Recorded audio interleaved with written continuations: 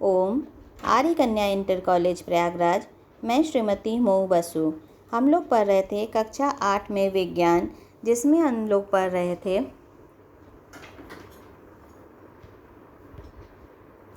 खनिज एवं धातु। आज हम लोग पढ़ेंगे धातुओं के संक्षारण की रोकथाम के लिए अपनाई जाने वाली विभिन्न विधियाँ। इसमें सवाल भी है बच्चों आपके उसमें बुक में। तो सबसे पहली विधि है पेंट का लेप चढ़ाकर। इसमें क्या करते हैं, धातु की वस्तुओं की सतह पर पेंट लगाकर उसे क्षरण से बचाया जा सकता है। दूसरी विधि है ग्रीस या तेल लगाकर। तेल या ग्रीस की परत भी धातु का वायु और नमी से संपर्क समाप्त कर उसके संक्षारण को रोकती है। उसके बाद है गैल्वेनीकरण। गैल्वेनीकरण में क्या होता है, धातु चढ़ाया जाता है। इसमें लोहे को जंग से बचाने के लिए लोहे के चादर या अन्य पात्र को पिघले हुए जस्ते में डुबो देते हैं, जिसके कारण लोहे पर जस्ते की एक परत जम जाती है। इसे गैल्वेनीकरण कहते हैं। इसके बाद विद्युत लेपन। चौथी विधि है विद्युत लेपन। विद्युत लेपन द्वारा क्या करते हैं, लोहे का क्षरण रोकने के लिए उसके चारों ओर क्रोमियम या टिन की इलेक्ट्रोप्लेटिंग की जाती है। एल्युमिनियम के क्षरण से बचाने के लिए उसके ऊपर एल्युमिनियम ऑक्साइड का विद्युत लेपन किया जाता है। कुछ धातुएं ऐसी होती है जैसे क्रोमियम, निकल, टिन, ये सब वायुमंडल में उपस्थित ऑक्सीजन और नमी से अप्रभावित रहती है। इस कारण इसका विद्युत लेपन किया जाता है। इसके बाद हम लोग पढ़ेंगे मिश्र धातु बनाकर। कभी कभी एक धातु में दूसरी धातु या अधातु मिलाने पर वह अधिक कठोर, स्थायी और संक्षारण से सुरक्षित हो जाता है। जैसे स्टेनलेस स्टील लोहा तथा कार्बन का मिश्र धातु है, जिसमें आसानी से जंग नहीं लगता।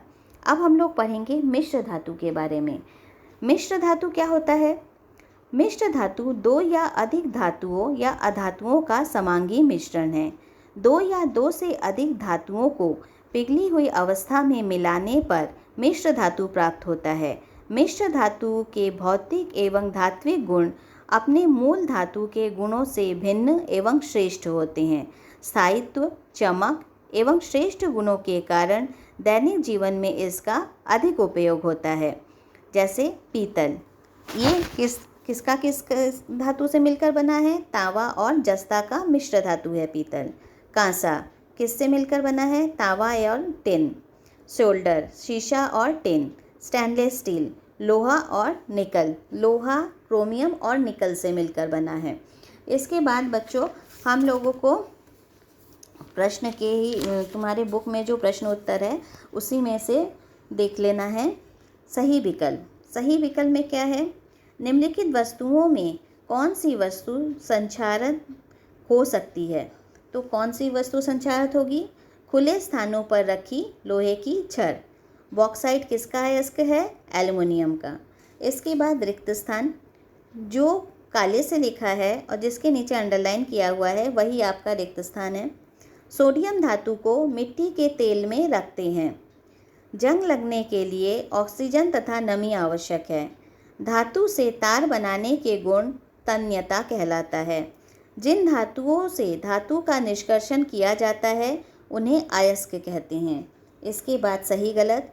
हीरा जो होता है वो कार्बन का रूप है, सही। इसके बाद हेमेटाइट एल्युमिनियम का अयस्क है, गलत।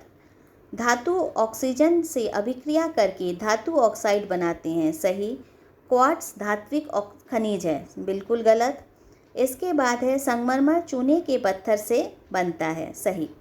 इसके बाद है सही मिलन। बॉक्साइट किसका अयस्क है? एल्युमिनियम का। गैल्वेना किसका है? लेड का।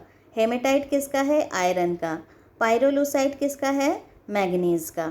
इसके बाद बच्चों आपके किताब में ही जो सवाल है वो सवाल दिया गया है और पेज नंबर दिया गया है, कौन से पार्ट में है, कौन से पेज नंबर में इसका आंसर है वो दिया गया है। उस पेज में आप जाओगे तो उसमें टिक किया हुआ है आंसर नंबर और पेंसिल से, तो इससे आप आसानी से समझ जाओगे। जैसे कि खनिज तथा अयस्क में क्या अंतर है। ये जो पार्ट 11 है पार्ट 11 में वीडियो का या आपके उसमें जो व्हाट्सएप में हमने सेंड किया है उसमें देखिएगा पेज नंबर 40 और 41 में है। इसके बाद है धातुओं की अगाध वर्धनीयता तथा तन्यता के गुण का क्या अर्थ है, ये पार्ट 12 में है पेज नंबर 44 में। इसी तरह पूरा आपका दिया हुआ है ये वाला, और ये पेज नंबर 53 और 54 में ये आप देख कर लेंगे। इसके बाद एक सवाल है जो तुम्हारे नोट्स में नहीं है तो उसका आंसर हमने लिख दिया है। तवे की हैंडल में लकड़ी लगी होती है क्यों?